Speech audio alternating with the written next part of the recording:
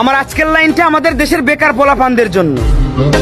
6 থেকে 7 বছর বয়সে পড়াশোনা শুরু করবা, 25 থেকে 26 বছর বয়সে তা শেষ করবা। এবার মা বাবার কাছে পর্যাপ্ত পরিমাণ টাকা না থাকায়, অফিসে মামা খালু না থাকায় বছরের পর বছর ঘুরেও চাকরি মিলতেছে না। তারপর সেই বৃদ্ধ মা বাবার কাঁধে বসেই বেকারত্ব জীবন পার করবা।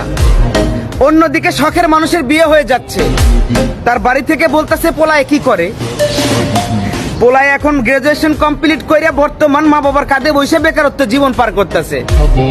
এমন একটা ছেলের সাথে আমার মতো অভিভাবক হলেও আমি ডিরেক্ট রিজেক্ট করে দেবো, কখন আমার মেয়েকে বিয়ে দেবো না। তারপর রাস্তায় রাস্তায় স্যাড সং শুনবা আর ডেন্ডি খায় বেড়াইবা। আমি বলি কি, পড়াশোনা অনেক হয়েছে, এবার বাদ দাও।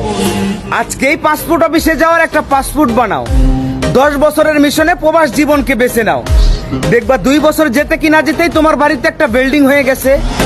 10 বছরের মিশন শেষ করতে ব্যাংকে মোটা অঙ্কের টাকাও হয়ে গেছে।